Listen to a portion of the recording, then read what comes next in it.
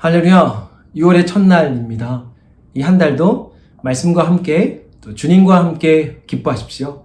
성령 충만하십시오. 사도행전 18장은 바울 전도팀의 2차 전도 여행의 마지막을 소개하고 있죠. 오늘은 그 가운데 고린도에서 있었던 9절과 10절의 말씀입니다. 밤에 주께서 환상 가운데 바울에게 말씀하시되 두려워하지 말며 침묵하지 말고 말하라. 내가 너와 함께 있음에 어떤 사람도 너를 대적하여 해롭게 할 자가 없을 것이니 이는 이 성 중에 내 백성이 많음이라 하시더라. 아멘. 바울 전도팀은 어느 곳에 가든 복음을 선포할 때에 대적이 있었습니다. 방해가 있고 또 비방이 있었어요. 고린도도 예외가 아니었습니다. 대적이 있고 비방이 있었죠. 그럴 때에 주님께서 그 밤에 바울을 향하여 말씀하신 것입니다. 두려워하지 말고 침묵하지 말고 말씀을 선포하라 하는 거죠. 두려움이 우리 가운데 올 때에 어떻게 우리가 이렇게 담대히 선포할 수 있을까? 이어지는 10절 말씀은 이렇게 기록하고 있어요. 내가 너와 함께 있음에 어떤 사람도 너를 대적하여 해롭게 할 자가 없을 것이다. 그렇죠. 두려움이 올 때 우리가 어떻게 그 두려움을 이길 수 있는가? 어떻게 우리가 담대하게 선포할 수 있는가? 주님이 우리와 함께 하시기 때문입니다. 여러분, 이 사실을 믿으십시오. 주님이 우리와 함께 하신다는 거예요. 주님이 우리와 함께 하시기 때문에 어떠한 대적도 우리를 해롭게 할 수 없다 하는 이 사실을 믿으십시오. 주님의 그 능력을 신뢰하십시오. 그럴 때에 어떤 상황 속에서도 우리는 두려워 떨며 겁먹지 않을 것이고, 그때에도 우리는 담대하게 복음의 사람으로 살아갈 수 있다는 거죠.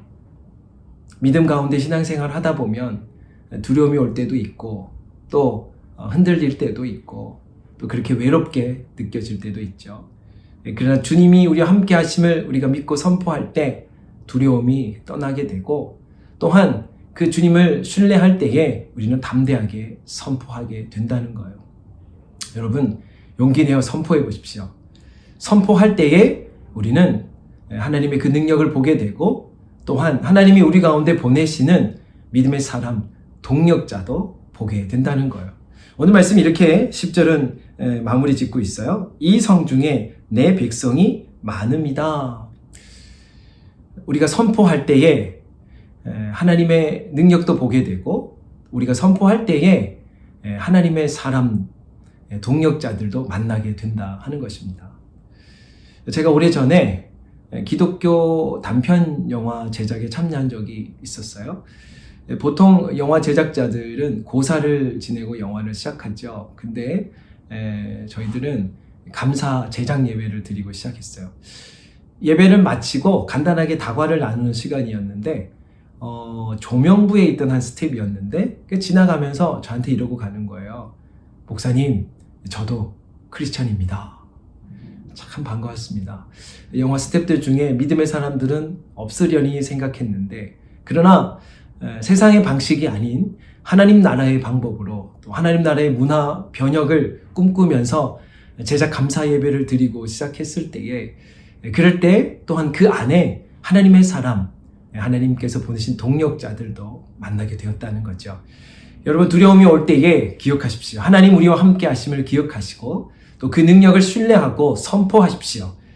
가만히 있지 말고 또 기죽어서 잠자코 있지 말고 선포해 보십시오. 선포할 때에 우리 가운데 용기가 나고, 또 선포할 때에 두려움을 물리치고, 선포할 때에 또한 하나님이 우리 가운데 보내시는 믿음의 사람, 동력자들도 만나게 될 것이다 하는 거예요. 여러분, 이 주님의 이 말씀을 우리가 믿고 또 함께 하실 그 주님을 우리가 의지하면서 오늘도 힘있게 살아가는 저와 여러분 되기를 주님의 이름으로 축복합니다. 기도드리겠습니다. 사랑 많으신 아버지 하나님, 우리가 세상이 거대해 보이고 그래서 두려워 떨게 될 때에 주님이 우리와 함께 하심을 우리가 기억하며 그 주님을 신뢰하며 담대하게 또 겁먹지 않고 주님의 말씀을, 복음의 삶을 우리가 선포할 때에 하나님 우리에게 용기를 더해 주시고, 또한 함께 할 수 있는 믿음의 사람도 우리 가운데 허락하여 주옵소서.